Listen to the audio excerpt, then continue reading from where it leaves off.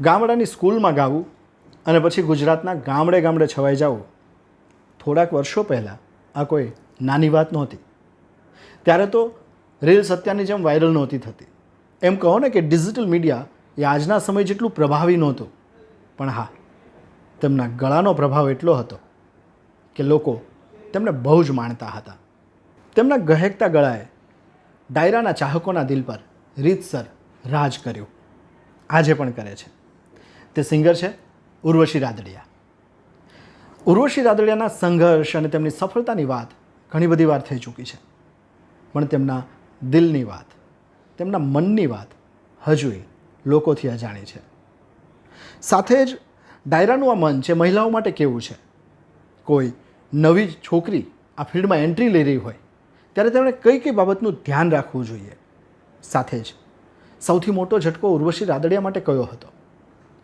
લોકોના દિલ તો તેમણે ગાયકીથી જીતી લીધા, પણ હા, પોતાના મનને કેવી રીતે જીત્યું? આવા ઘણા બધા સવાલોના જવાબ આ બિયોન્ડ બાઉન્ડ્રીઝમાં તમને મળવાના છે. તમારા માટે આ પોડકાસ્ટ એક પ્રેરણાદાયી પોડકાસ્ટ બની રહેશે. તો આવો મળીએ ઉર્વશી રાદડિયાને. Beyond boundaries with Jitu બાંધણિયા.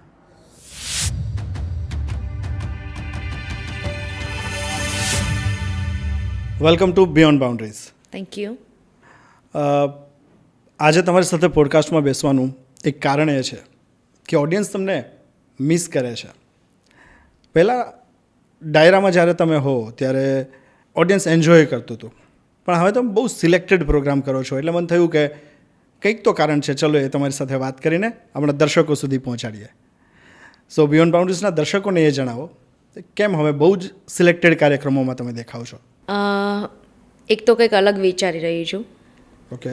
જે લોકસંગીત, ગુજરાતી લોકસંગીતને લઈને અથવા તો મ્યુઝિક ઇન્ડસ્ટ્રીને લઈને મારું શું બેસ્ટ વર્ઝન આવી શકે એના માટે કામ કરી રહી છું.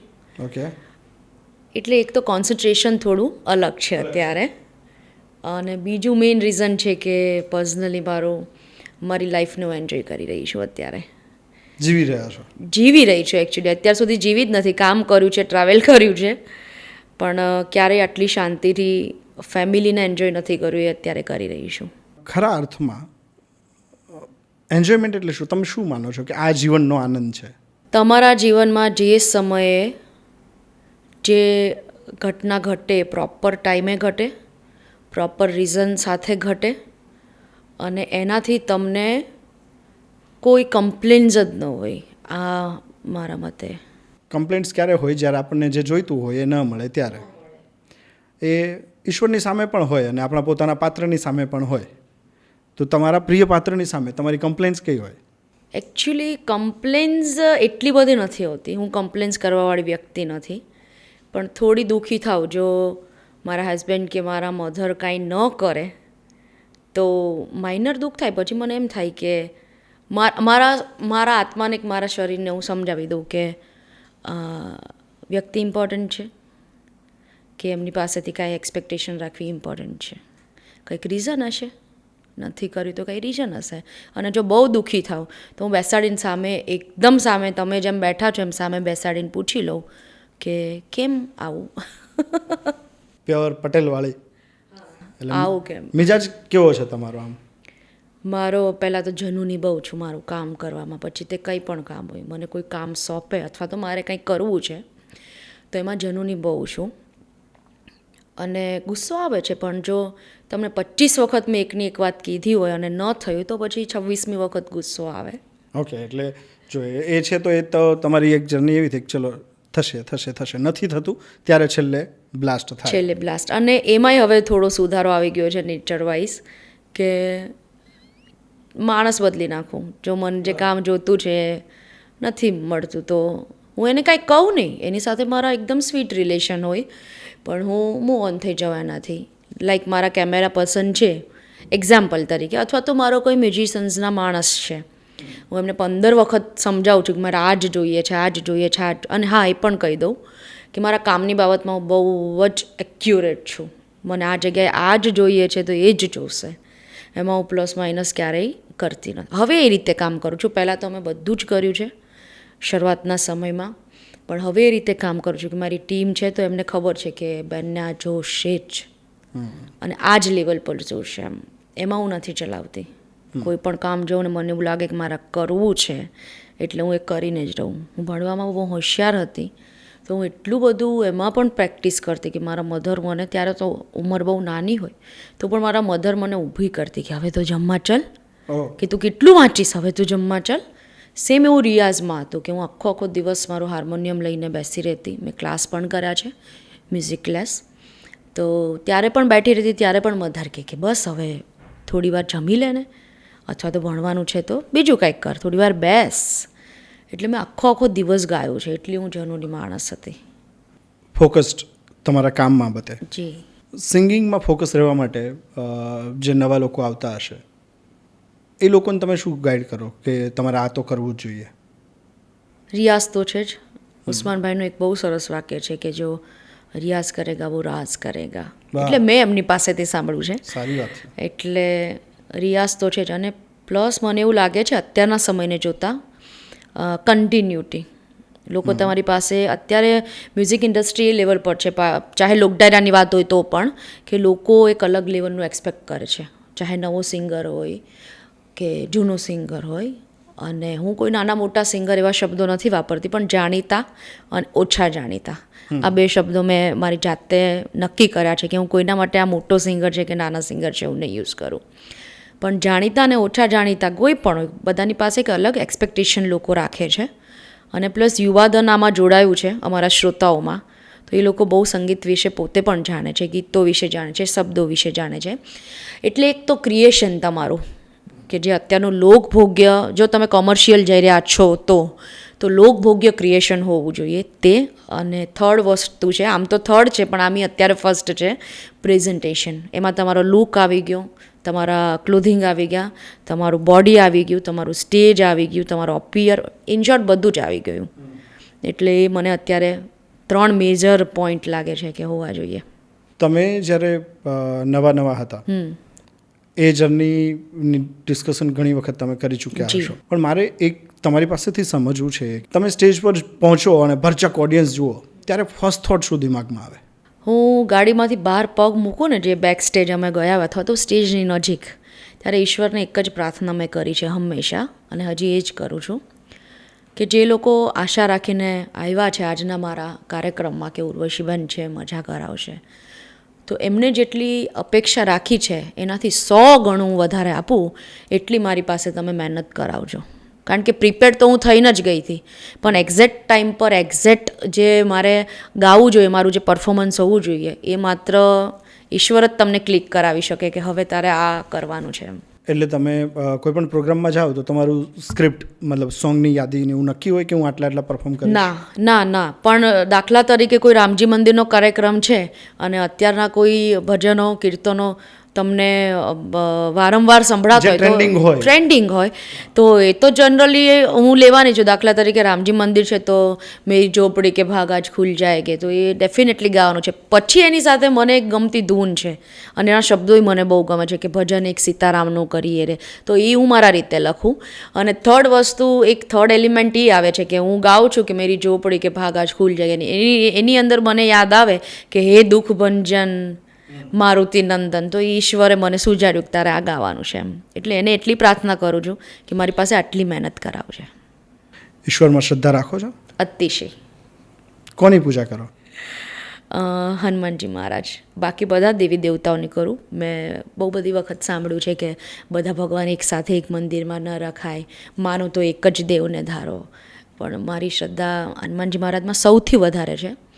બાળપણથી માંડીને અત્યાર સુધીમાં હું સૌથી વધારે નજીક રહ્યો તો હું વિષ્ણુ ભગવાન, જે મને એની ખૂબ નજીક. બાકી બધા જ દેવી દેવતાઓ, રામદેવજી મહારાજ હોય, ગણપતિ બાપા પાસે હંમેશા એવો ભાવ રાખ્યો છે કે એ મારા ભાઈ છે. પછી સૂરજ દાદા છે તો એ મને મારા દાદા જેવા લાગે છે. કૃષ્ણ છે તો એવું લાગે કે આપણે એમની સાથે મજાક મસ્તી કરી શકીએ, અથવા તો આપણા કોઈ ક્વેશ્ચન છે તો એમની સાથે શેર કરી શકીએ. પ્રેમનો દેવ છે. યસ. તો આવા બધા ભાવથી, જાણે મારા ફેમિલીમાં હું કોઈને કેવી રીતે દાદા હોય, કાકા હોય, માસી હોય, એ રીતે જે ભાવ બેસે એ રીતે હું બધાની પૂજા કરું છું. તમે જે કહ્યું કે હું કષ્ટભંજન દેવને વધારે માનું છું, કયું કષ્ટ કાપવા માટે તમે એમને કહો? મેં ક્યારેય માગ્યું જ નથી ઈશ્વર. મેં માગ્યું હશે તો મેં મારા ફેમિલીમાં ભાઈ માટે, મમ્મી માટે, પપ્પા માટે એવી રીતે માગ્યું હશે કે ભાઈ મારા હસબન્ડ માટે, મારા મમ્મીજી, પપ્પાજી કે મારા નણંદ છે એ બધા માટે મેં મારા માટે ક્યારેય ઈશ્વર પાસે માગ્યું જ નથી. મેં એક જ પ્રાર્થના, મેં અત્યાર સુધીમાં કદાચ માનતા પણ કરી હશે ને કોઈ, તો મેં એક જ પ્રાર્થના કરી હશે કે જે આવેલા લોકો છે એ લોકોને હું મજા કરાવી શકું એવું આજે કરજો. આજે મારી અગ્નિ પરીક્ષા છે, કારણ કે એ સમય મારો શરૂઆતનો હતો અને એક ચેલેન્જિંગ પીરિયડ હોય કે આજે મારે બહુ સારું પરફોર્મ, કારણ કે આજુબાજુના આર્ટિસ્ટ એવા હોય જે એક્સપિરિયન્સ્ડ હોય અથવા તો સુપર ડુપર વેલ નોન હોય, એટલે એની સાથે જ્યારે પરફોર્મ કરવા આવે ત્યારે થોડુંક એવું લાગે કે આજે આપણે બહુ સરસ રીતે કામ કરવું છે, ત્યારે એક પ્રાર્થના હોય છે. બાકી મેં ક્યારેય માગ્યું નથી. તમે જે વાત કરી ને કે બહુ બધા સિંગર્સ સાથે હોય ત્યારે પ્રાર્થના કરી હોય, તો એક જ સ્ટેજ ઉપર મલ્ટિપલ આર્ટિસ્ટ બેઠા હોય ત્યારે તમારાથી પહેલાં કોઈક રજૂ થયું હોય અને તમે જે ગાવાનું વિચારી રહ્યા હોય કે મારે આ ગીત આજે રજૂ કરવા છે ને એ ગાઈ નાખે, એ કોમ્પિટિશનનો ડર મનમાં રહે ખરો કે આવું ન થાય તો સારું, આ મારું આ ગીત ન ગાઈ નાખે તો સારું? ક્યારેય નહીં. મને ક્યારેય ઈર્ષા નથી થઈ ઈશ્વરની દયાથી. અને મારા મમ્મીનું સંસ્કાર આવા હતા કે ક્યારેય કોઈની અદેખાઈ કરવી નહીં. મારા મમ્મી, ફાધર બધા જ ના, કે ક્યારેય કોઈની અદેખાઈ કરવી. મેં હંમેશા એવું જ માન્યું છે કે અગર મારો પહેલો રાઉન્ડ આવે તો ઈશ્વરની મરજી, અને સવારે 4 વાગે આવે તો ઈશ્વરની મરજી. કારણ કે ઘણીવાર એવું થયું જ છે કે કાયદેસર રીતે મારો જ રાઉન્ડ પહેલાં આવતો હોય અને બીજા કોઈ કલાકારે લઈ લીધો હોય, અને ઘણા બધા ગીતો ગવાય પણ જાય એ સમય પ્રમાણે. પણ મારા ફાધરની ટ્રેનિંગ એવી હતી કે મૂંઝાવાનું નથી. આપણી પાસે ગુજરાતી લોકસંગીત એ એક ખજાનો છે, એક દરિયો છે, એક અદ્ભુત દરિયો છે. એમાંથી તમારે પિક કરવા પડે. અને મારી એક આઈડેન્ટિટી એવી હતી કે હું જે વસ્તુ ગાઉં એ મારા વોઇસમાં જ લોકોને ગમતી થઈ હતી. એટલે મારા શ્રોતાએ મને આ એક ગજબનું પીઠબળ આપ્યું હતું કે આ ગીત છે તો આ બેન ગાશે તો જ. ભલે મારા રિલીઝ ઓછા છે યુટ્યુબમાં, પણ લાઈફસ્ટાઈલમાં મારી એક આઈડેન્ટિટી છે કે આ ગીત બેનના અવાજ, એટલે કદાચ કોઈ બીજા પણ ગાઈ જાય ને તો મારે જેવી ઇમ્પેક્ટ નથી પડતી, એવું મારા શ્રોતાઓએ પણ મને પર્સનલી પણ કહ્યું છે અને મેસેજથી પણ લોકો જ્યારે મળે ત્યારે આવી વાત કરતા હોય છે. એટલે એવો ડર ક્યારેય મને રહ્યો જ નથી કે આ ગાઈ નાખશે તો શું થશે. હું મારી પ્રિપેરેશનમાં જોઉં. એટલે ઇન્સ્ટન્ટ સ્ક્રિપ્ટ ચેન્જ કરવી પડે ને તમારે? જો લોક ડાયરો એ સ્ક્રિપ્ટની વસ્તુ નથી. કદાચ મેં એમ કીધું એમ રેન્ડમ તમે કદાચ અત્યારે મેં જે વાત કરી મેરે ઝોપડી કે ભાગતો, એવા 2-5 ગીતો હોય, કદાચ કોઈ બીજું ગાઈ નાખે તો we have a many more options કે જેને આપણે આપણા અંદાજમાં, કારણ કે મારી એક આઈડેન્ટિટી ગાયકી એક અલગ હતી, એટલે એવો ક્યારેય ડર લાગ્યો જ નથી. જ્યારે ગાયકી અલગ અથવા તો અલગ અંદાજની વાત કરી, ટ્રેન કેવી રીતે કર્યા તમને કે મારે કંઈક આવું કરવું છે? એક તો મને આ ગમતું હતું બહુ ગુજરાતી લોકસંગીત. એમાંય ડ્યુરિંગ કોવિડ મેં એટલું બધું મ્યુઝિક સાંભળ્યું છે અને એટલા બધા મ્યુઝિક ઇન્ડસ્ટ્રીના લોકો સાથે મેં ઇન્ટરેક્શન કર્યું છે. ઓકે. એનાથી મને 2 વસ્તુનો ફાયદો થયો. તો મ્યુઝિકને લઈને જે નોલેજ હતું એ મારું ડેવલપ થયું, અને પર્સનલ લાઈફમાં એઝ એ આર્ટિસ્ટ મારે કેવું રહેવું જોઈએ, કોની સાથે કેવી રીતે વાત કરવી જોઈએ, મારે શું વાત કરવી જોઈએ, આ બધું જ, અથવા તો કેવી રીતે ફોનમાં વાત કરવી જોઈએ, આ બધું જ મેં શીખી છું. મારામાં ઘણા બધા થોટ્સ હતા જેના મને આન્સર મળી ગયા એ વખતે. તો ગુજરાતી લોકસંગીત મને ખૂબ જ ગમતું હતું. અને પ્લસ મારો અવાજ એવો હતો કે જે ફોક ટોન જેને કહેવાય, કેમ કે હું પ્યોર કાઠિયાવાડી હજી પણ એવી જ છું, એટલે જે લહેકો આવવો જોઈએ એવું મારા શ્રોતાઓનું, જે મને સાંભળે છે એમનું કહેવાનું હતું આવું, કે જે અમુક શબ્દો બોલવાના હોય છે તો એ તમારા ટોનમાં સારો લાગે છે. એટલે એક બેઝવાળો વોઇસ મને ઈશ્વરની કૃપાથી મળ્યો હતો, તો એને એ ડિરેક્શનમાં લઈ ગયા ને એ પછીથી જ મને સફળતા મળી છે. જે તમે કહ્યું ને કાઠિયાવાડી લહેજાની વાત કરી, હું અગેન તમને યાદ કરાવું સમાજ. બિંગ પટેલ, જ્યારે તમે શરૂઆત કરી હશે ત્યારે ઘણા બધા સવાલ પણ હશે ને, કારણ કે ત્યારે એ સમય જુદો હતો. તમે ઘણા સમયથી કદાચ 2 દાયકાથી આ ફિલ્ડમાં છો. હા, એનાથી પણ વધારે. તો ત્યારે ઇઝી, ફોર એક્ઝામ્પલ હું આપણી એસપી હોસ્ટેલમાં રહેતો હતો જી, તો મારે ત્યારે એક્ટિંગ જ્યારે શીખવી હતી, મને થિયેટર કરવું હતું, મને ખબર નહીં કેમ મને ચોપડાઓમાં મજા જ નથી આવતી, એમ મને એમ થાય કે નથી ભણવું. તો હું ત્યાં જે નાટકો થતા હતા અને એ બધી જ વસ્તુમાં એક્ટિવ રહેતો હતો, બહાર શીખવા માટે જતો હતો. અમુક મિત્રોની કોમેન્ટ, યાર આ થોડી કરવાનું હોય, આપણે થોડું કરાય, રાઈટ. હા. સો મારું ફિલ્ડ તો સીમિત હતું, ચલો મને ખાલી એક્ટિંગ પૂરતું જવું હતું. દેન મેં ચૂઝ કર્યું જર્નલિઝમ અને હું ફિલ્મ જર્નલિસ્ટ બન્યો. તમારે આવા ઇસ્યુ તો આવ્યા જ હશે ને? અઢળક ઇસ્યુ આવ્યા હતા, પણ thanks to my mom and dad કે એ લોકો અભણ હતા કદાચ, પણ એમની મેન્ટાલિટી બહુ સ્ટ્રોંગ હતી, ક્યારેય ડર્યા નથી. કારણ કે જે સમય હું આ ફિલ્ડમાં આવીને ત્યારે તો સમાજ તરફથી સખત એવું હતું કે આપણે આ ન કરાય, આપણી છોકરીઓ તો ભણે જ, આપણી છોકરીઓ કામ ન કરે, એટલે આવું બધું જ હતું. અને મારા મધર ફાધર ક્યારે આ વસ્તુથી ડર્યા નથી, એટલે આ ફિલ્ડમાં હું આવી. અને હું તો કોઈનાથી ડરતી જ નહોતી. એક વસ્તુ ખાસ કહીશ કે એ કમ્પ્લેન મને બહુ શરૂઆતમાં હતી, પણ હવે જે મને મારા સમાજે, અને સ્પેશિયલી કહીશ કે મારું ગામ સાજિયાવદર છે, મારા સાજિયાવદરના વડીલોએ મને પહેલેથી, જ્યારે હું કશું જ નથી, 0 ખાલી આ ફિલ્ડ કરવા માગતી હતી હું, ત્યારથી મને એ લોકોએ બહુ જ મોટિવેટ કરી છે કે અમને ગૌરવ છે કે તું મારા ગામની છે. વાહ. પછી તો બધા જ ફીલ કરે, થોડું ઘણું નામ થઈ જાય પછી, પણ હું તો કશું જ નહોતી ત્યારે એ લોકોએ મને એવું કહેતા કે અમને ગૌરવ છે તું અમારા ગામની છે એમ. એટલે આ વસ્તુ મને જીવાડી ગઈ. એટલે સમાજથી કમ્પ્લેન મને હતી જ, જે તમે કીધું એમ, કે મને બહુ હેરાન કરી છે કે આપણે આ ન કરાય, વડીલોને બોલાવવું હોય તો આપણને બોલાવે નહીં, કારણ કે આપણે કલાકાર છીએ. સામાજિક રીતે આપણે ગેધરિંગમાં ભેગા થઈએ ત્યારે અમુક વડીલો આપણને ન બોલાવતા, ઇગ્નોર કરે. હા, કે એટલે ફેમિલીના નહીં, પણ જે સમાજના મોભી જેને કહેવાય, જે સમાજની ખુરશીઓમાં પ્રમુખશ્રીના સ્થાને હોય કે સરપંચના સ્થાને હોય કે વોટ એવર, તો એ લેવલના વ્યક્તિઓ આપણને બોલાવવામાં ખચકાતા કે કલાકાર સાથે વાત ન કરવી જોઈએ. પણ એ પછીથી મને સમાજે એટલું આપ્યું છે કે હું એમની ઋણી છું.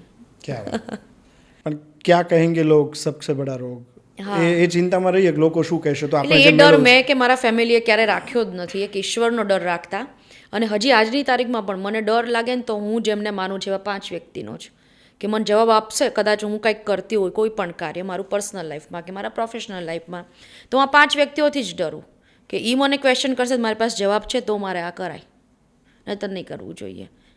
બાઉન્ડ્રીઝ હોય ખરી કે આ કરાય આ ન કરાય, એમાં તમે બિલીવ કરો? બાઉન્ડ્રીઝ ન હોય, પણ આપણે આપણા ફેમિલી અને આપણે જે કલ્ચરમાં રહીએ છીએ એને દાગ ન લાગે એ સાચવવું એ આપણી જવાબદારી છે. બસ દાગ નહીં, દાદ મળે એવું કામ કરવું ગમે આર્ટિસ્ટ. રાઈટ, દાગ નહીં પણ દાદ મળવી જોઈએ. તમે દાદના આશિક ક્યારથી થયા? કે મતલબ કેવું હોય, એક સમય એવો હશે તમારો, તમે સ્ટેજની સામે બેઠા હોય જી, અને તમે જોયું હશે કોઈકના ઉપર રૂપિયાનો વરસાદ થઈ રહ્યો છે. થોડા સમય પછી તમે સ્ટેજ પર બેઠા હોય અને પહેલી વખત તમારી ઉપર રૂપિયાનો વરસાદ થયો હોય, એ આ કલાના કારણે, મા સરસ્વતીના કારણે, ત્યારે શું ફીલ કર્યું હતું? કહું તો છું કે ત્યારે તો આવી કંઈ સમજણ જ નહોતી, કારણ કે 5-6 વર્ષની ઉંમરે આવી શું સમજણ હોય કે આને શું કહેવાય, કે આનાથી શું ફાયદો થાય એમ. પણ એક જનૂન જ હતું કે મારે આ મ્યુઝિક કરવું, મારે ગાવું છે, બસ આટલું જ જનૂન હતું. આમ બેઠા હોય ઉપર રૂપિયા ઉડતો મજા, બહુ મજા આવે. હજી આજની તારીખમાં મજા આવે છે ને, એ તો અમને મળવાના નથી તો પણ મજા આવે, જેટલા વધારે ઉડે એટલા મજા આવે.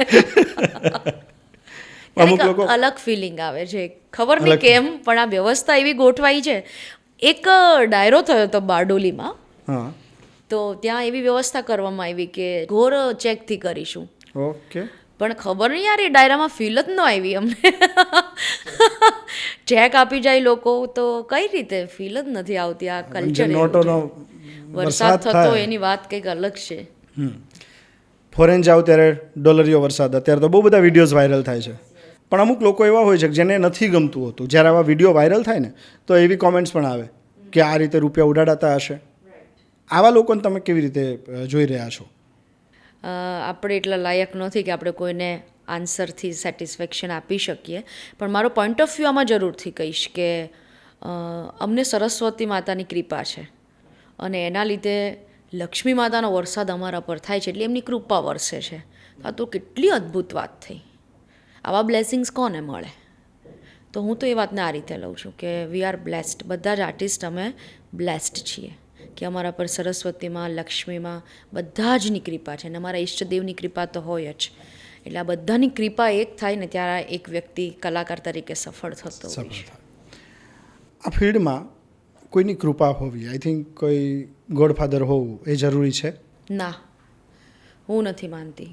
સેલ્ફ મેડ આર્ટિસ્ટ હોય થઈ શકાય, અને ઘણા છે. એમાં સંઘર્ષ લાંબો ન હોય? લાંબો હોય. એક વસ્તુ હું તમને ઇઝીલી કહું કે જો મારા ફાધર સિંગર હોય તો મને થોડું ઇઝી પડે, પણ કલા તો મારામાં જ હોવી જોઈએ. તમે કોઈની લાગવગથી કે કોઈની ઓળખાણથી 1 થી 2 પગથિયાં ચડી શકો, પણ આગળનું પગથિયું તો તમારે જાતે જ તૈયાર કરવું પડે. શરૂઆત તમારી થઈ, પહેલું કવર કદાચ 51 રૂપિયાનું હતું, ત્યારથી હવે તમે 6 આંકડામાં કમાવો છો. તમારા માટે ખરી સફળતા એટલે શું? આપ ખરી કમાણી કઈ?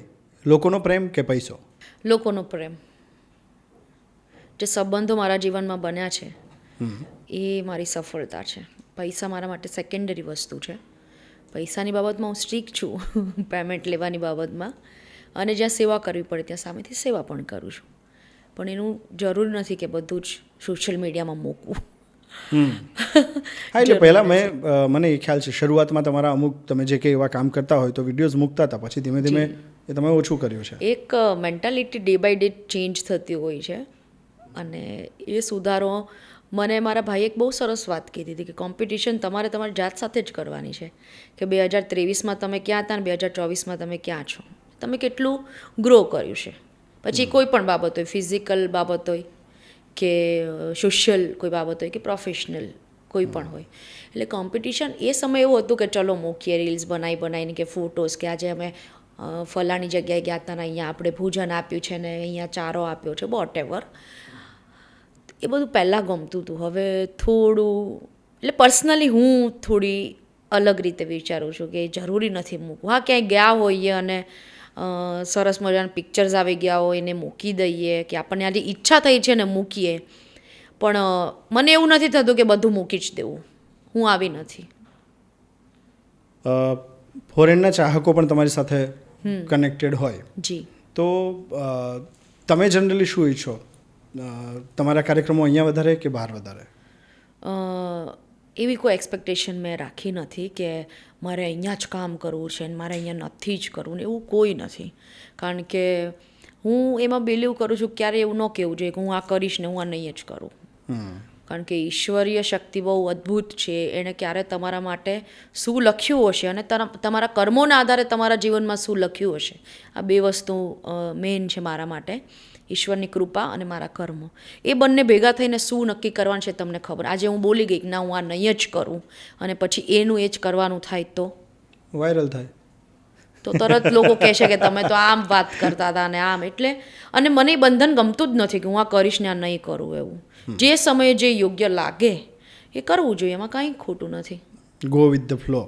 હા, એક્ઝેક્ટલી. એટલે તમારી જીવન જીવવાની ફિલોસોફી શું છે?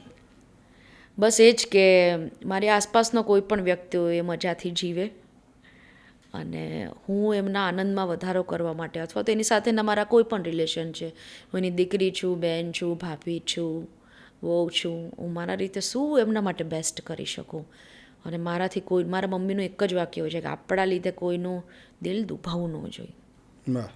એટલે એના માટે કોશિશ કરીએ છીએ. માણસ છીએ, ક્યારેક ભૂલ પણ થાય અને ક્યારેક સમય સંજોગ એવા બને તો ન કરવા છતાં પણ ભૂલ થઈ જાય, ક્યારેક કોઈને કહેવાય પણ જાય, એવું બની શકે.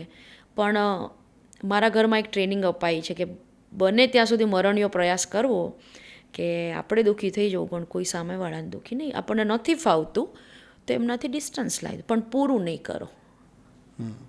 એટલે જે હું સમજી રહ્યો છું, તમે એવું કે કોઈ સંબંધ છે, એ સંબંધમાં કંઈક વિખવાદ થયો અથવા તો મતભેદ થયા, જી, તો એ વખતે સંબંધોને કટ કરવાની જગ્યાએ સાયલેન્ટ કરવા, રાઈટ? Silent, yes, exactly. કારણ કે હું પહેલાં હતી કે હું ગુસ્સો એમને કરીને કહી દેતી કે તમે આ યોગ્ય નથી કર્યું, મને આ તમારું નથી ગમ્યું. હવે મને કોઈને ઊંચા અવાજે કેવું જ નથી ગમતું, એને પ્રેમથી કહી દઉં કે બેટા મને આ કામ નથી ગમ્યું, આપણે નેક્સ્ટ ટાઈમ થોડું આવું કરવાનું છે. પણ 25 વખત કોઈને એક વાત કીધી હોય છતાંય સુધારો ન થાય તો હું પછી ઓલા દીકરા હારે તો સંબંધ રાખીએ જ આપણે, ફેમિલીમાં જેમ છે, આપણા ઘરે આવે જાય છે, બધા જ રિલેશન હોય, પણ હું એમને કામ ના આપું. તમારા મતે પ્રેમ એટલે?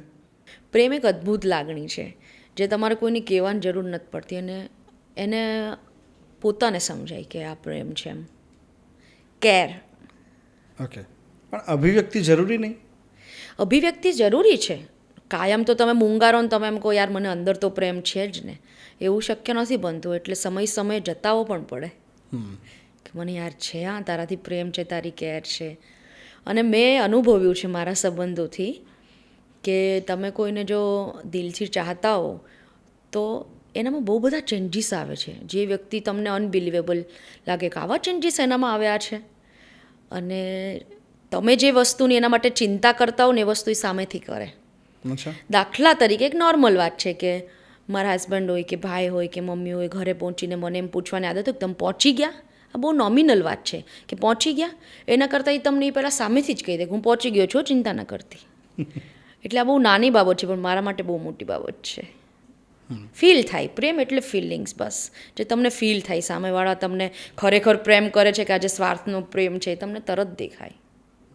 કલાકાર હોય ને ઇમોશનલ હોય, યસ. તો એ ઇમોશન ક્યારેક એ રિલેશનશિપમાં વધારે હાવી થઈ જાય ને એવું નથી થતું હોય તો? થઈ જાય છે, પણ તમારું મેન્ટલ સ્ટ્રેન્થ તો તમારે જાતે જ હેન્ડલ કરવી પડે, રાઈટ? મેન્ટલ સ્ટ્રેન્થ માટે તમે શું કરો? ધ્યાન કરો? યોગા અને નામ સ્મરણ. મેં આના અદ્ભુત ચેન્જીસ અને ચમત્કાર જોયા છે. ઓકે. નામ સ્મરણ તો અદ્ભુત છે, અદ્ભુત છે. મેં એના પર્સનલ લાઈફમાં બહુ બધા ચમત્કારો જોયા છે. કેવી રીતે, ક્યારથી ચાલુ કર્યું? અને પહેલેથી જ હતું. નામ સ્મરણ તો પહેલેથી જ હતું, પણ જ્યારથી એક જગ્યાએ બેસીને મારી એક પૂજાનો ટાઈમ હતો 45 મિનિટ્સ, જે અત્યારે નથી થતી, એટલે મને નથી મજા આવતી ખુદને. જો હું 45 મિનિટ પૂજામાં ન બેસું તો મને નથી મજા આવતી. મને એમ થાય છે કે હું જીવનમાં કાંઈ નથી કરતી, મને એવું થઈ જાય છે ક્યારેક, ખાલી પૂજા નથી કરતી તો પણ. એટલે ડ્યુરિંગ કોવિડ એક સમય મળ્યો હતો મને. એટલે મારું એવું હતું કે હું એક જગ્યાએ 5 મિનિટથી વધારે પલાઠી વાળીને બેસી ના શકું. પણ એ સમય દરમિયાન મેં હનુમાન ચાલીસા ચાલુ કરી. એમાં 1, 3, 5, 7, છેલ્લે 9 હનુમાન ચાલીસા, અને એના પછી બધા જ જે મારા ઈષ્ટદેવ છે, દેવી દેવતાઓ છે, કુળદેવી છે, બધા જની માળા કરતી. અને એના અદ્ભુત ચમત્કારો મેં જોયું છે એ સમય દરમિયાન. કે થોડી પણ એ સમય દરમિયાન અથવા તો એના પછીના સમય દરમિયાન કે થોડી પણ હું દુઃખી થાવ કે નારાજ થાવ કે મને આ દિવસે મજા ન આવતી હોય, ત્યારે ઈશ્વર એવા કોઈ વ્યક્તિને મોકલી દે અથવા તો એવો કોઈ કોલ આવે મને કે જેના લીધે હું આમ થઈ જાઉં, આમ હો ને આમ થઈ જાઉં. એ રૂટીન જીવનનું બની જાય એ પછી એ ચમત્કારો દેખાતા હશે ને? યસ, રૂટીન કરવું બહુ જરૂરી. અરે એ તો સામાન્ય માણસમાંય છે ભાઈ, કે કામ હોય ત્યારે જ કોઈને યાદ કરે, સામેવાળા નથી ગમતું એટલે તમે કામ હોય ત્યારે યાદ નહીં કરો. જ્યારે તમે ખરેખર બહુ બિઝી છો ત્યારે યાદ કરો ને, એની ઇફેક્ટ બહુ અલગ છે. અને મેં તો માગ્યું નથી. હું ત્યાં ઉપર જઈશ તો હું કહી શકીશ કે મેં તમારી પાસે કાંઈ માગ્યું નથી, યાદ છે ને તમને. ડિમાન્ડિંગ ન હોવું અને ફિમેલ ડિમાન્ડિંગ ન હોવું અઘરી ઘટના છે, પણ મને મારી મધર માટે બહુ પ્રાઉડ છે કે મારી મધરે અમને જે ટ્રેનિંગ આપી છે જીવન જીવવાની, સંબંધોની કે ઈશ્વર સાથેના વાર્તાલાપની, એ બહુ ગજબ છે. અને હું ને મારો ભાઈ એમને સખત માનીએ છીએ કે અમે એના લીધે જ જે કંઈ છીએ અમે એમ નથી કહેતા કે અમે બહુ સક્સેસ કે અમે આ લેવલે છીએ તે લેવલે, એવી કોઈ વાત જ નથી. પણ જ્યાં છીએ ત્યાં અમારી તો 7 પેઢીમાં કોઈ નહોતું વિચાર્યું કે આ લેવલ પર કોઈ વ્યક્તિ અહીંયા જશે. વોટ ડુ યુ મીન ઈશ્વર સાથેનો વાર્તાલાપ એટલે? જો વ્યક્તિને કહું તો કદાચ એ સમજી શકે, ન સમજી શકે, અથવા તો મારો કોઈ પ્રશ્ન હોય એનો જવાબ એની પાસે 100% મને સંતોષ થાય એ રીતે ન પણ હોય, તો હળવા થવા માટે ઈશ્વરને આપણે પૂછીએ કે યાર આ થોડો ક્વેશ્ચન થયો છે, જરાક આન્સર, એટલે મળી જાય છે. કંઈક રસ્તો મળે એનો. અને મેં તમને કીધું એમ કે 5 વ્યક્તિ મારા જીવનમાં એવા છે કે જે એમની સાથે હું મારા કોઈ પણ બાબતને લઈને વાત કરી શકું અને એમનો જવાબ આપે, પછી મારે કોઈ વસ્તુ, મને પ્રશ્ન જ ન રહે. જવાબ તો મળી જ જાય પણ મને પ્રશ્ન જ ન રહે. ઈશ્વર સાથેનો વાર્તાલાપ કહ્યો ને, મને એક સરસ પ્રસંગ તરત જ યાદ આવ્યો. જી. એક નાનકડું બાળક ભગવાનને પ્રાર્થના કરે છે. કિસ્સો ફોરેનનો હતો, પછી અહીંયા કન્વર્ટ કર્યો, પણ એને વાત એવી કરી હતી કે એ બાળક ચર્ચમાં જાય છે અને ત્યાં જઈને ABCD આખી બોલે છે. યસ. એટલે પહેલાં એ પૂછ્યું, ભાઈ તું આ શું કરે છે? કે મને પ્રાર્થના નથી આવડતી, ઈશ્વરને જોઈતી હશે, એમ ગોઠવી લેશે. રાઈટ. સો આ તમે જે વાત કરી હશે કે એની સાથે સંવાદ કરીએ તો ક્યાંક આપણને જવાબ મળી રહેતો જવાબ મળી જાય છે, પણ એ લેવલનું તમારી વચ્ચે સંબંધ હોવા જોઈએ, બોન્ડિંગ જોઈએ, બોન્ડિંગ જોઈએ કે જવાબ. અને તમને એક તમે શ્યોર હોવા જોઈએ કે હું આ કહું છું તો એનો જવાબ મને મળી જશે, અથવા તો એનો રસ્તો મળે એ બી જવાબ મળ્યા બરાબર જ છે. ઈશ્વર ખુદ નથી આવતો આ પૃથ્વી પર, પણ આવા ચમત્કારો સર્જે છે, મેં ખુદે અનુભવ્યું છે. આપણી થોટ પ્રોસેસ ચેન્જ કરે અથવા આપણને ક્યાંકથી અથવા આપણને શાંત કરી દે કે આ આવું છે, આમ જ હોય. બહુ સરસ વાત કરી તમે કે ભાઈ મમ્મીએ આ બધી વસ્તુઓ અમને શીખવી છે. માં એટલે શું? કોઈ શબ્દ ન ચડે એના માટે. માં એ માં જ છે. કોઈ એની ડેફિનેશન મારા દિમાગમાં નથી આવી હજી સુધી. બધા એમ કે ઈશ્વરનું બીજું સ્વરૂપ આ તે. તમે નહીં માનો, આજની તારીખમાં મારા ઘરેથી નીકળું એટલે ઈશ્વર મંદિર બાજુમાં હોય ને મારી માં પણ હોય તો હું પહેલાં મારી માને પગે લાગું છું, પછી ભગવાનમાં પગે લાગીને પછી ઘરની બહાર નીકળું છું. એ આપણો સાક્ષાત ભગવાન સામે છે. હા, કારણ કે એ કરે ને એ મેં બધું કવિતાઓમાં સાંભળ્યું હતું, ગીતોમાં સાંભળ્યું હતું કે જનનીની જોડ સખી નહીં જડે રે લોલ. પછી એ સાસુ હોય કે માં હોય, એટલે હું બ્લેસ્ડ છું કે મને એવું પાત્ર મળ્યા છે એમ. પણ મને એવું લાગે છે કે સખત રીતે નિસ્વાર્થ પ્રેમ, એને કોઈ અપેક્ષા જ નથી આપણી પાસે. હિતુભાઈ સાથેનો મારો પોડકાસ્ટ હતો, હિતુ કનોડિયા સાથેનો, ત્યારે એમણે મને આ જ વાત, અમારે માં ઉપર કન્વર્ઝેશન થયું સરસ મજાનું. એમણે કહ્યું કે હું ઘરેથી આવું છું અથવા ઘરે પાછો જાઉં છું કોઈ કામ પતાવીને, તો હું મમ્મીને પગને સ્પર્શ કરીને પગે લાગું છું. એટલે એની પાછળનું એમણે સાયન્સ કીધું. ખાલી હું પગ કોઈને આમ નમો અને પગને ટચ કરીને પછી પગે લાગો, એ બંનેમાં બહુ જ ફરક છે. બહુ જ ફરક છે. યસ, આપલે થાય છે યસ રિલેશનની.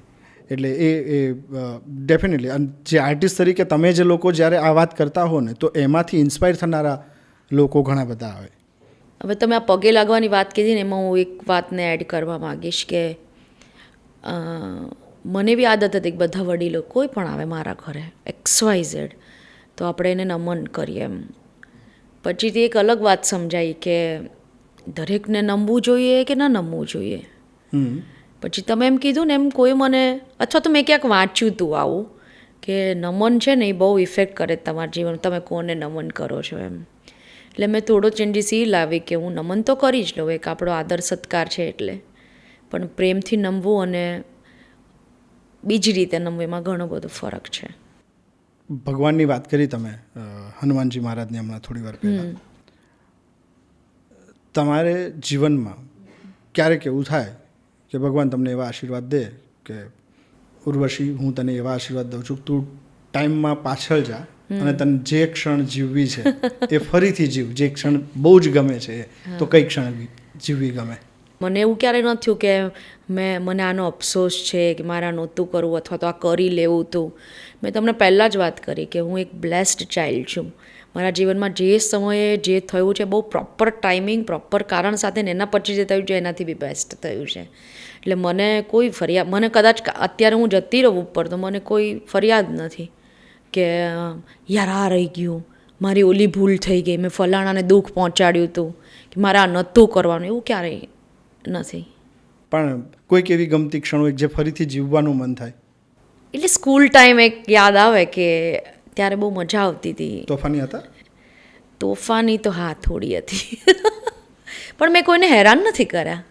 એક મારી અલગ ઇમેજ હતી અમારામાં. એ સમયે અમે એવો વર્ડ્સ યુઝ કરતા કે મોનિટર બનવાના હોય એમ. તો મોનિટર તો બનતા જ, કારણ કે હું તો સખત બિઝી હતી. જ્યારે એની ઓલી ચીઠ નાખવાની હોય એ દિવસે તો હું ગયો જ ના હોઉં. પણ એ સમયે શોઝ બહુ કરતી હતી હું, એટલે સ્કૂલ ટાઈમે. એ ટાઈમથી? હા, એ સમયે બહુ શોઝ કરતી હતી હું. સ્કૂલમાં ગયો જ નથી, પણ લોકોએ મને ચાહી છે બહુ. કોઈ પણ મોનિટર બને, પણ મોનિટર તો હું જોઉં છેલ્લે, માને તો બધા મારું જ. અને મારો ક્લાસ પણ એટલો સરસ રીતે મને પ્રેમ કરતો કે એ કોઈનો, છોકરાઓ તો તોફાની જ હોય રાઈટ, એ સમયે નાની એજમાં કોઈનું માને નહીં. પણ હું ઊભી થઈને એમ કહી દઉં ને અવાજ નથી કરવાનો કોઈને, એટલે ન જ થાય. હું એમ કહું કે આપણા ક્લાસમાંથી આ ન થવું જોઈએ એટલે ન જ થાય. ઇવન મારા પ્રિન્સિપાલ સ્કૂલ્સના હતા, એ બધા મને એમ કહેતા કે તારે તો રહેવું જ પડશે હા તારો ક્લાસ, કે તારાથી જ હેન્ડલ થાય એમ છે. તો એ ત્યાં આજે તમે વાત કરી કે બહુ મતલબ સ્કૂલ ટાઈમથી પ્રોગ્રામ કરતા હતા. જી. તો ક્લાસના કેવી રીતે તમને ટ્રીટ કરતા હતા? બહુ જ મસ્ત રીતે એ લોકોને મજા આવતી હતી મારા જોડે. એક્ઝેક્ટલી હું એ જ કર્યો છું કે એમને એમ થાય ને કે કોઈક છે જે સ્ટેજ પર હોય છે ને અત્યારે અમારી સાથે છે. હા, એટલે બધા ફ્રેન્ડ્સ મને બહુ રાખતા હતા. ઇવન એમના ફેમિલીઝ પણ બહુ રાખતા. હું અગર કોઈના ઘરે જાઉં તો એ લોકોને કનેરો, ત્યારે તો હું આટલું કોઈ પ્રખ્યાત નહોતી. હું ખાલી એટલી જ ખબર હતી કે હું અહીંયા મારા વિસ્તારમાં ને સિંગિંગ કરું છું, શોઝ કરું છું એવું. પણ એમના ફેમિલીઝને બહુ મારા માટે હતું.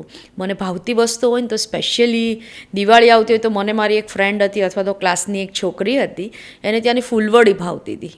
તો દર દિવાળીએ વર્ષો સુધી એમણે મારા માટે ફૂલવડી રાખી છે. અને મોકલે નહીં, મોકલે તો હું ઘરે ખાઈ લઉં, એટલે મોકલે નહીં એટલે એવું સ્ટ્રીક હતું કે તારે અહીંયા આવીને જ ખાવાની છે. એટલે આ ભલે ફૂલવડીની વાત છે પણ મારા માટે તો ઇમ્પોર્ટન્ટ છે કે લોકો મને આવું ચાહતા હતા.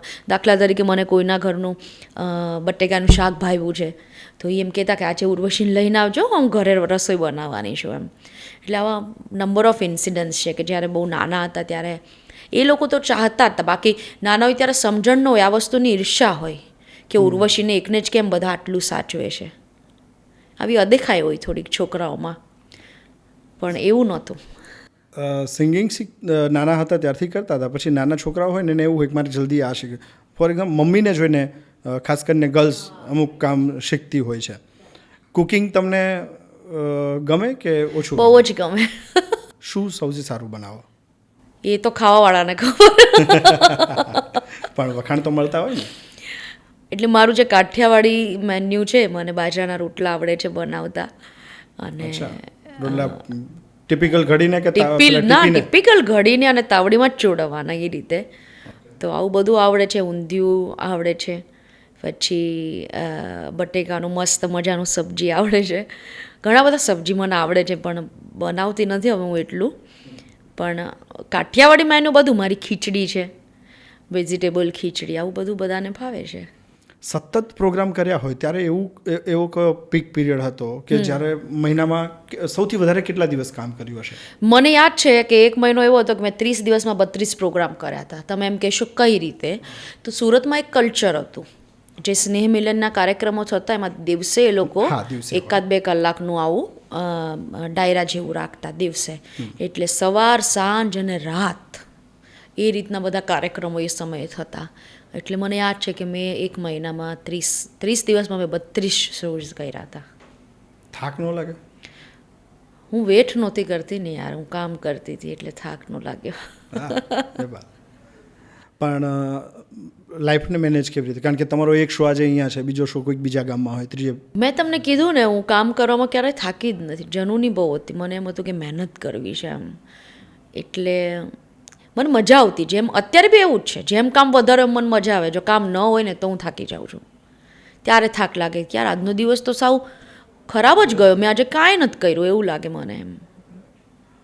સો મને એવું લાગે છે કે તમે જે રીતે જનૂન, મતલબ એ કહો છો કામ પ્રત્યેનું એક જનૂન છે, તો એ જનૂનથી હવે જે નવી તૈયારીઓ થઈ રહી હતી તો કંઈક જોરદાર જ થઈને આવવાનું હશે. ખબર નહીં, ઈશ્વર, મારી તો મહેનત છે જ, પણ ઈશ્વરની કૃપા, મારા શ્રોતાઓના આશીર્વાદ, મારા સ્નેહીજનોના આશીર્વાદ અને બધા જ મને જે કાંઈ ઇન્સ્પાયર કરશે, એટલે બેસ્ટ આવશે તો જ હું બહાર લાવીશ, લોકો સુધી લાવીશ. બાકી તો જે ચાલુ છે એ તો ચાલુ જ છે, પણ જે ક્રિએશન કરી રહ્યું છું એ મને આશા છે કે કંઈક અદ્ભુત થશે. ફોર્મેટ કયું તમને સૌથી વધારે ગમે? ડાયરો, લગ્નગીત, ગરબા કે મ્યુઝિક વિડીયોઝ? ડાયરો. એનું કારણ શું? હું હંમેશા કહું છું કે હું ખાલી કલાકાર નથી, પણ હું કલાની ચાહક માણસ છું. માત્ર કલાકાર બનવું એક અલગ બાબત છે, અને કલાને ચાહવી, હું ચાહું છું કે મને સાહિત્ય સાંભળવું ગમે છે, મને કથા સાંભળવી ગમે છે, મને કવિતાઓ સાંભળવી ગમે છે, અથવા તો કોઈ સારું નૃત્ય કરે છે, વેસ્ટર્ન ડાન્સની વાત નથી, પણ કોઈ નૃત્ય કરે છે, અથવા તો કોઈ સારું પેઇન્ટિંગ કરે છે. આ બધી જ કલાઓની હું ચાહક માણસ છું. મને કોઈ ઇતિહાસની વાતો કરે તો મને ખૂબ ગમે. મને કોઈ સત્સંગ કરે કે રામાયણમાં આવું હતું, ભગવદ્ ગીતામાં આવું હતું, ફલાણું આવું હતું, મને બધી વાતો સાંભળવી બહુ જ ગમે. તો એ એટલા માટે ગમે છે કે હું શબ્દોની મારામારીવાળી વ્યક્તિ છું. મને તમે કઈ રીતે કીધું છે મને બહુ ઇફેક્ટ કરે, કે હું તમારે ત્યાં આવી છું, તમે મને કેમ છો કઈ રીતે પૂછ્યું, એમ કયા અંદાજમાં પૂછ્યું, કયા ટોનમાં પૂછ્યું, શબ્દના ભાવ સુધી જાઓ. જી, ભાવ એ મોસ્ટ ઇમ્પોર્ટન્ટ. અને હું એવું માનું છું કે ગુજરાતી લોક સંગીતમાં એટલા અદ્ભુત શબ્દો અને ભાવ લખાયા છે બોસ.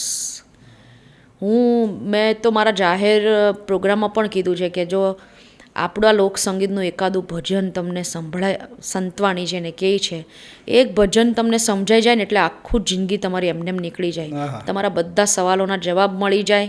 તમારા કોઈ ક્વેરી આવવાની હોય તો એનો જવાબ તમને અગાઉથી મળે, અથવા તો સવાલો ઉત્પન્ન થયા પછી એને સોલ્વ કેમ કરવું એ બી તમને એક ભજનથી. હું તમને હમણાં જ કહેતી હતી કે ભજન એક સીતારામનું કરીએ રે, તો આ ભજન મારા માટે એટલું જ ઇમ્પોર્ટન્ટ છે.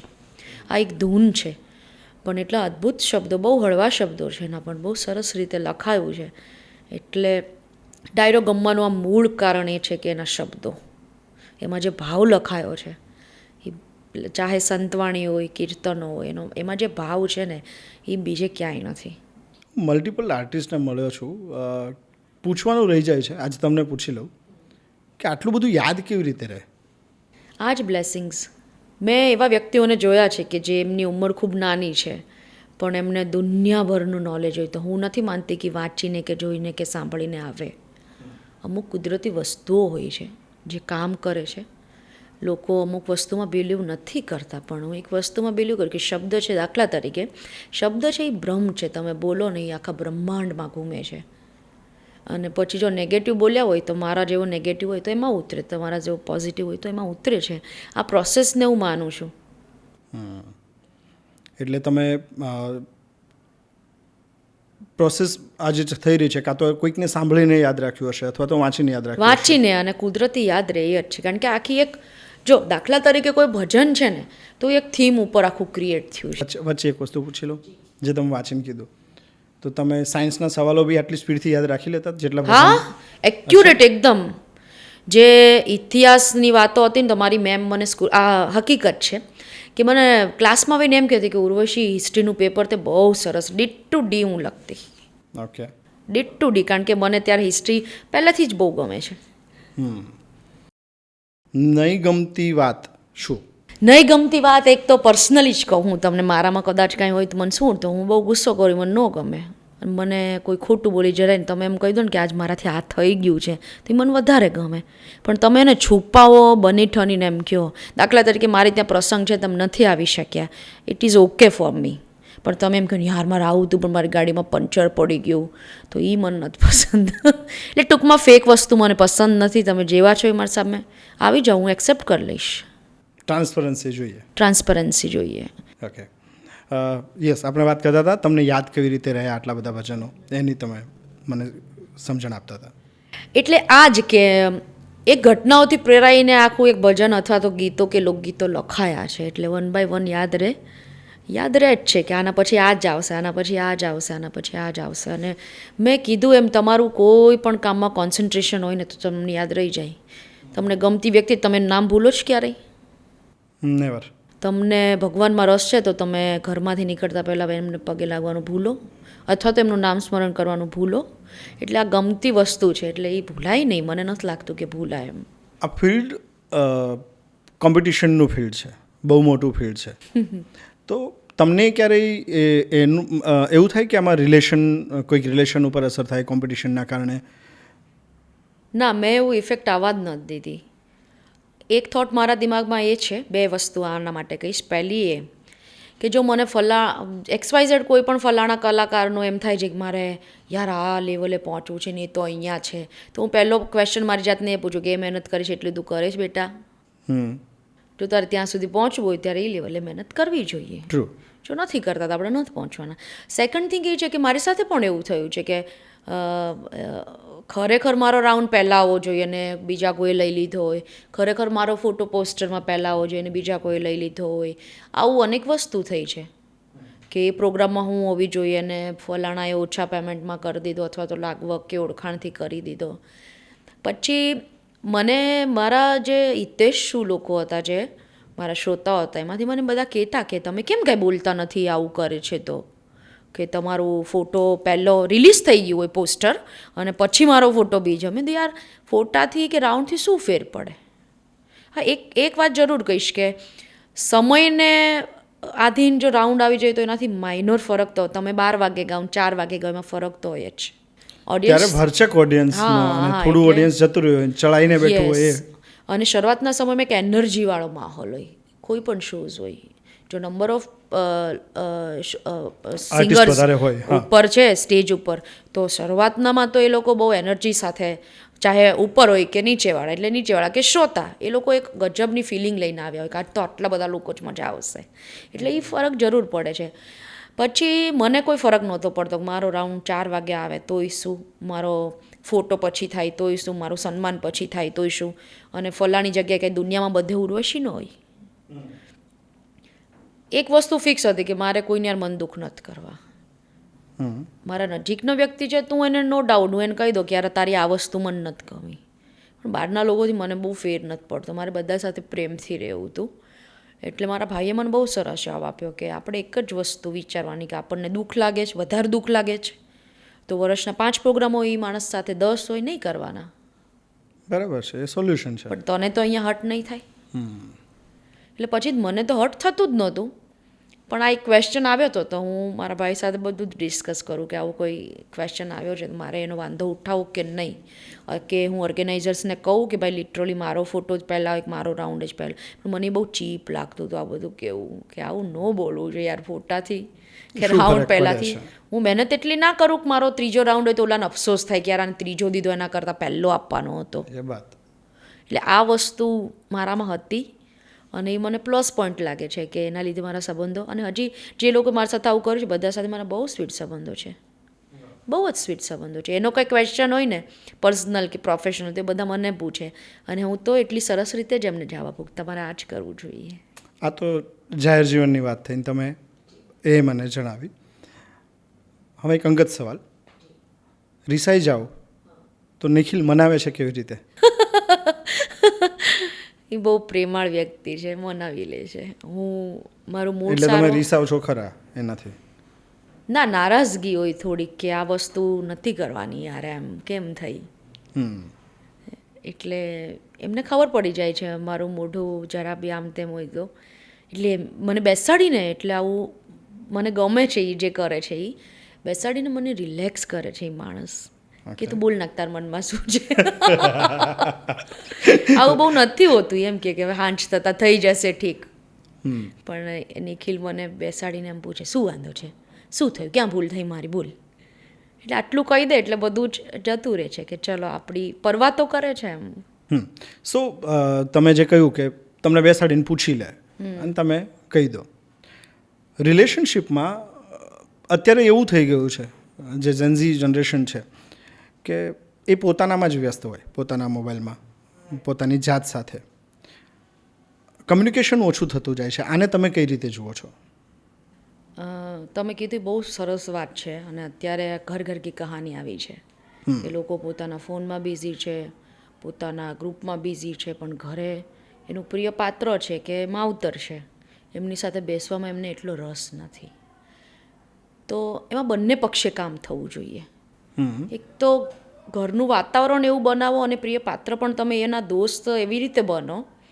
કે એને કંઈ પણ વાત કરી છે તો પહેલાં તમે જ યાદ આવો અને સીધા ઘરે જ આવે મેં 2 ફેમિલી જોયા છે તો મારા ફેમિલીમાં એવું છે કે અમારું ફેમિલીના મેમ્બર બધા ઘરે હોય ને તો કોઈ બહાર જવા જ નથી માગતા ઓકે બધા જ એમ કે અને એક જ રૂમમાં સૂવે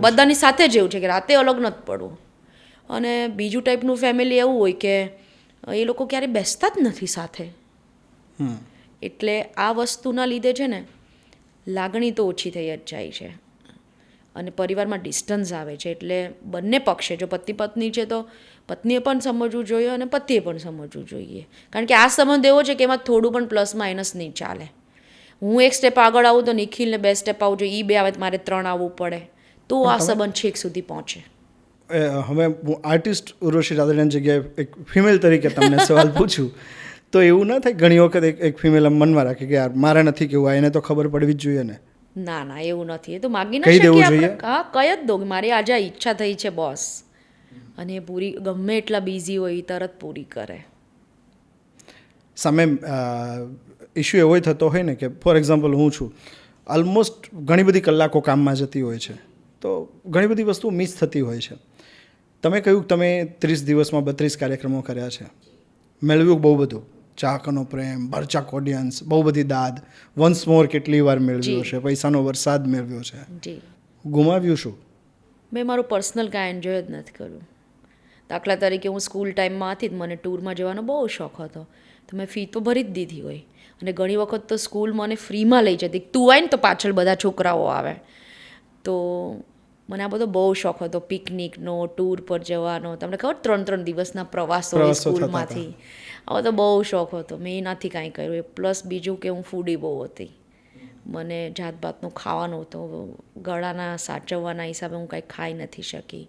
તમે બિલીવ નહીં કરો, મેં 30 વર્ષની ઉંમરમાં 2 કે 3 વાર જ થિયેટર જોયા છે.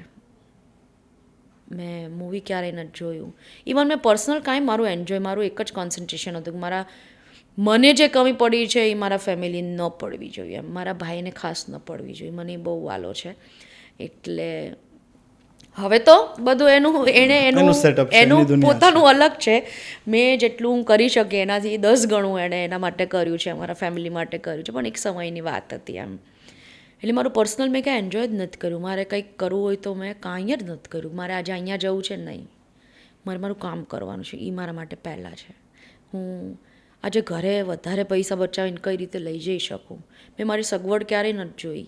કારણ કે પહેલાં તો હું પબ્લિક ટ્રાન્સપોર્ટમાં ટ્રાવેલ કરતી ને, તો હું એમ્બ્યુલન્સમાં મેં ટ્રાવેલ કરું છે. દૂધના જે તમને ખબર હોય તો ગામડામાં સવારે ટેમ્પોઝ નીકળે, એમાં મેં ટ્રાવેલ કર્યું છે કે હું વધારે પૈસા કઈ રીતે ઘરે લઈ જઈ શકું એમ. મેં ખાધું નથી ભાઈ, મને બોન બિસ્કિટ એ સમયે બહુ જ ભાવતા, અને એક બિસ્કિટ છે હાઈડ એન્ડ સીક, પણ એ મોંઘા પડતા હતા મને મોંઘા પડતા, એટલે હું પાર્લેજી ખાતી હતી. પાર્લેજી, અને ક્યારેક મોનેકો મળતા હતા.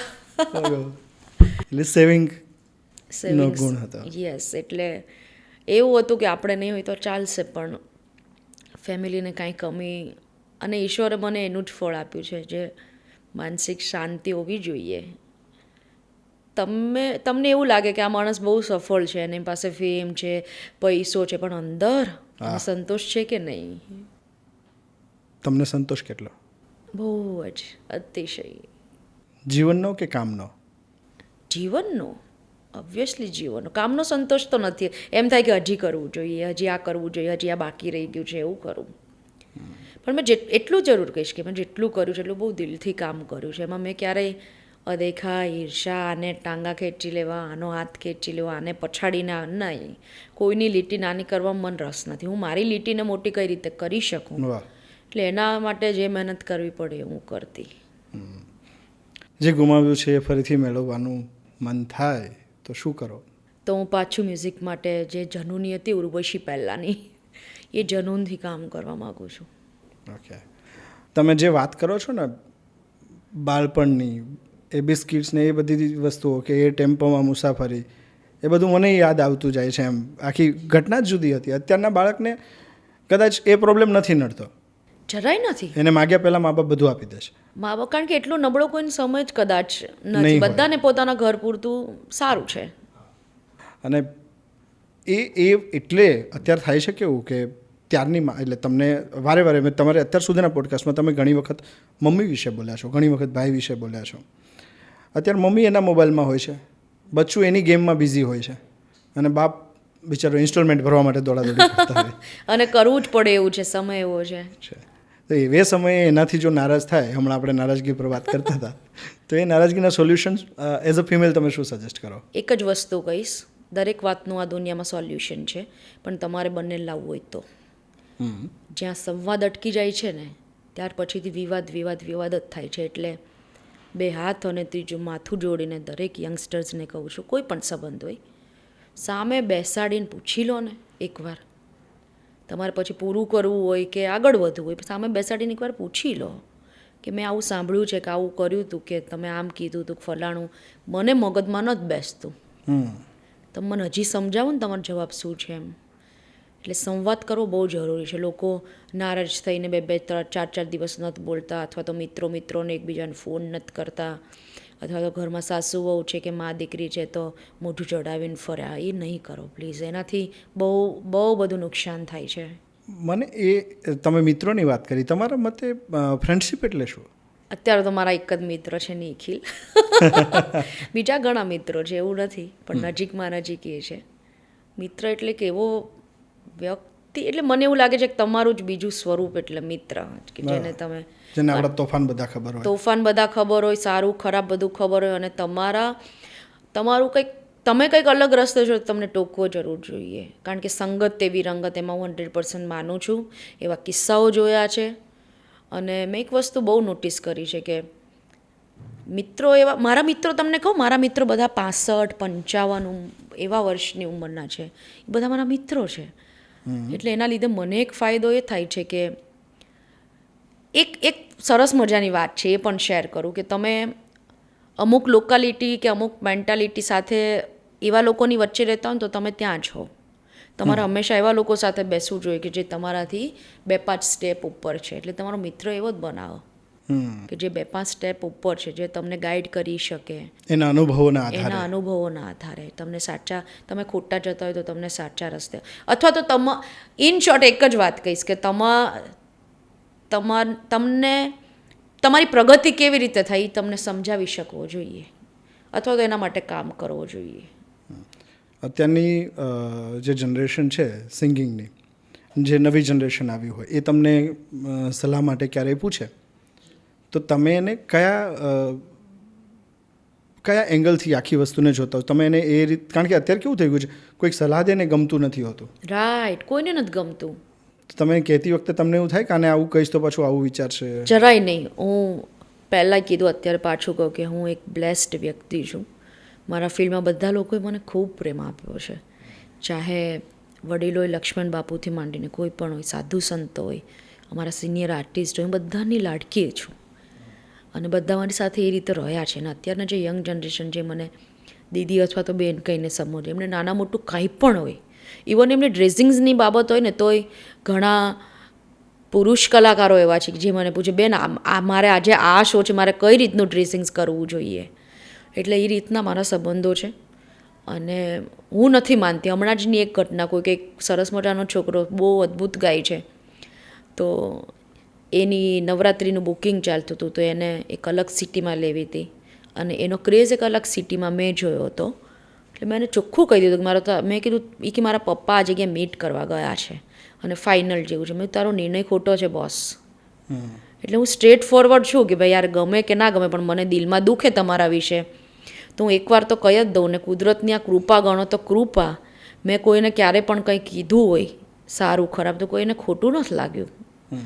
બધા એમ જ કે હા યાર તમારી વાત સાચી. અથવા તો હું બહુ સરસ રીતે કહું છું કે યાર મારું આવું માનવું છે, પછી તારી લાઈફ છે, તારે જેમ કરવું એમ, પણ હું આવું વિચારું છું કે તારે આ નિર્ણય ના લેવો જોઈએ એમ. એટલે એ પણ માયને રાખે છે તમે કઈ રીતે એ વસ્તુ. Yes, exactly. અને એ મને કોણે શીખવાડી છે? આજે મારા 55-65 વર્ષના મિત્રો છે ને, એને જ્યારે હું ક્વેશ્ચન કરું ને તો મને જવાબ તો આપી જ દે, પણ છેલ્લું એમનું વાક્ય આ જ હોય કે કદાચ હું એમાં ખોટો હોઉં. હા, કે કદાચ હું એમાં ખોટો હોઉં, પણ મને એવું લાગે છે કે તારે આ કરવું જોઈએ. એટલે પેલું ઠોકર ખાય ને તો શીખવા મળે એવું કહે છે. હા, હવે કોઈ કે ખાધેલી ઠોકરમાંથી આપણે શીખાય ને, આપણે શા માટે ખાવી? સો એ વડીલોના અનુભવ આપણને ઘણું બધું શીખવી. હા, અને મેં ક્યારેય સલાહ દોસ્તો પાસે જ નથી લીધી. મેં વડીલો પાસેથી જ સલાહ લીધી. પ્રશ્ન ગમે તે હોય, મારા કોઈ પણ પ્રશ્ન, મારો પ્રોફેશનલ, પર્સનલ, ફેમિલી, તો મેં દોસ્તોને બહુ નથી પૂછ્યું, વડીલોને પૂછ્યું છે. કારણ કે હું એવું માનું છું કે એમને ધોળા નથી થયા આપણા, એમ કહેવત છે, એટલે એટલું તો હોય જ. અને ઘરડા ગાડા વાળે. હા, એટલે એ બધી વાતો સાચી છે. હું બહુ માનું છું વડીલોમાં, આપણા કલ્ચરમાં. આ પોડકાસ્ટના એન્ડમાં નવી જનરેશન જે મ્યુઝિક ઇન્ડસ્ટ્રીની આવી છે, એમને તમારે કોઈ મેસેજ આપવો હોય તો શું આપશો? હું હેપી છું. મેસેજ તો આપણે કોઈ એને સલાહ સૂચન કરી શકીએ એવા નથી, પણ હું બહુ રાજી છું કે ગુજરાત લેવલે એટલા સરસ યંગસ્ટર્સ આવ્યા છે. પણ સાચી દિશામાં તમે રહેજો. અને એક વસ્તુ એ જોઈ છે કે થોડા પણ ફેમસ થાય કે રીલ્સ વાયરલ થાય એટલે તરત એક ઈગો આવી જાય છે, કારણ કે નાના છે ઉંમરમાં. એટલે દરેક જે નવા કલાકારો છે એમનામાં એક ઈગો આવી જાય કે ઓ અમે તો વાયરલ. એવું નહીં, સ્થિર રહો અને કામ કર્યા કરો. આ દુનિયાને, આ મ્યુઝિક ઇન્ડસ્ટ્રીએ મેં કીધું એમ સરસ્વતી અને લક્ષ્મી બંનેની કૃપા હોય, તમારા અનેક જન્મોના કર્મ હોય ને ત્યારે કલાકાર થાય છે.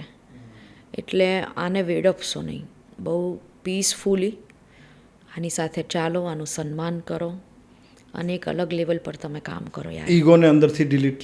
હા, ઈગોને તો ડિલીટ જ કરી દેવાય, કારણ કે આ બધું માન છે ને એ સમયનું છે, તમારું નથી. તમારી કલાનું છે અને સમયનું છે. સમય બલવાન. પોડકાસ્ટમાં રેપિડ ફાયરનું જે સેક્શન હોય છે ને, એને થોડાક જુદા ફોર્મેટમાં તમારી સાથે ડિસ્કસ કરવું છે. જી. હું તમને અમુક નામ દેતો જાઉં જેમની રચના તમારે મને કહેવાની. ઓકે. ફોર એક્ઝામ્પલ પાનબાઈ, વીજળીને ચમકારે, મેઘાણીજી, હોરાજ મને લાગ્યો કસુંબીનો રંગ, દાદ બાપુ, ખરા દિલથી કોઈ દ્વાર ખખડાવે નહીં, સાવ આમથી તો મોજ આવે નહીં. મોજ આવે નહીં, મોજ પડી જાય આવી રચનાઓ સાંભળે ને ત્યારે. જી. કાગ બાપુ, કાળી વાદળડી તું ને બોઈને બુરે, બે ઘડી નાચી લેને રંગ મોરલા. જાણીતા નામ દીધા હોય. એક નામ કદાચ બધા નહીં જાણતા હોય એવું એક અજાણું નામ દીધું. તમને ઇન્સ્ટન્ટ રચના આવે છે કે કેમ? કવિ પાલ. હાલ્યું પાતળિયું નેણામાં નાંગણી જો બન્યું, ભરવા જળ હાલ્યું પાતળિયું. સાહિત્ય પરથી આ જ ટ્રેકને થોડોક જો આગળ વધારતા તમને અમુક જે વર્ડ હું કહું છું એ વર્ડ પર તમે એકાદ વાક્યમાં શું કહી શકાય એ કહો મને. ફોર એક્ઝામ્પલ સંગીત. અધ્યાત્મ. ઓકે, તો અધ્યાત્મ. સત્ય. અધ્યાત્મને હું કનેક્ટ કરીશ તમારા માટે. અધ્યાત્મ હનુમાનજી એટલે આત્મબળ. પણ જ્યારે તમે બળની વાત કરીશ ત્યારે તમારા ભાઈની વાત કરી છે, તો ભાઈ એટલે ટ્રબલ શૂટર. તમારી દરેક મુશ્કેલીમાં એ જોડે હોય. જોડે કરતાં એની પાસે જવાબ હોય છે કે મુશ્કેલી જ મને દેખાય નહીં, બધું શોર્ટ આઉટ થઈ જાય. વાહ. તો ભાઈ સિવાય એક નામનો આજે ઉલ્લેખ જ આપણે રહી ગયો છે આખા પોડકાસ્ટમાં, એ છે તમારા ફાધર. પિતા એટલે મારા પિતા એટલે મારી જે કાંઈ જર્ની છે સંગીતની, એ બધો જ શ્રેય જો કોઈ એક વ્યક્તિને આપવો હોય તો મારા ફાધરનું નામ લઈશ. વાહ. અને લાઈફમાં સૌથી વધારે જરૂર જેની હોય છે આપણા અમુક કામ માટે, ગમે તે કામ માટે, એ હોય છે મિત્ર. તમારા મતે મિત્ર એટલે શું? એક વ્યક્તિ છે અત્યારે મારા મિત્ર લાગે છે મને, નિખિલ. ઓકે. સો લાઈફની જર્નીમાં મિત્રનું હોવું કેટલું જરૂરી? બહુ જ જરૂરી હોય છે. તમને સાચા અને સારા રસ્તે લઈ જવામાં મિત્રનો બહુ જબરજસ્ત ફાળો હોય છે. મેં જોયું છે સંગતથી ઘણો બધો ફરક પડતો હોય છે.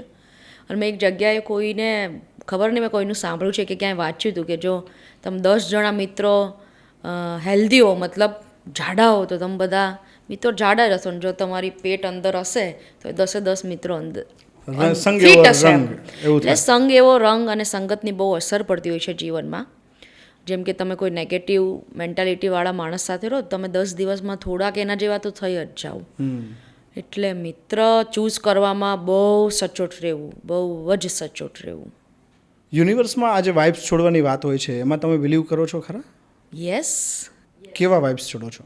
બહુ પોઝિટિવ, કે હું ઈશ્વરનું સંતાન છું, અથવા તો મારે મહેનત કરીને કંઈક સારું કરવું છે. મારે કાંઈ એમનેમ નથી જોતું, કશું જ નહીં. મારે કોઈ પણ વસ્તુનું કે કોઈ પણ ઘટનાનું ફળ એમનેમ નથી જોતું. હું ઈશ્વરને એક જ વાત હંમેશા કહું છું કે મને તમે મારી પાસે કરાવડાવો, પછી મને આપો. એ મારે ડાયરેક્ટ કશું જ નથી જોતું. ચાહે તમને મળવાની વાત હોય તો મારી પાસે તમે પહેલાં નામ સ્મરણ કરાવો, પછી તમે આવો. યસ. તો પ્રયત્ન કર્યો કે ઇન્ટરનલ ઉર્વશીને જાણવાનો, એમ કે ભાઈ કલાકાર તરીકે તો લોકોએ બહુ જ માણ્યા છે તમને, આ પોડકાસ્ટથી એ લોકો જાણશે તમને, એના માટેનો પ્રયત્ન કર્યો છે. Thank you very much beyond બાઉન્ડ્રીઝમાં મારી સાથે જોડાવા માટે. Thank you. Thank you so much કે મારી અંદરની જે બાબતો હતી એને તમે આજે કાઢી છે બરાબર. કારણ કે આવું ઇન્ટરવ્યૂઝ મેં ક્યારે હજી સુધી, મેં બહુ સિલેક્ટેડ લોકો સાથે ઇન્ટરવ્યૂઝ કર્યા છે, અને એ જ રીતે મને નેચરલ ગમે છે. મને સ્ક્રિપ્ટેડ કોઈ વસ્તુ ગમતી નથી. મજા આવી. Thank you. Thank you.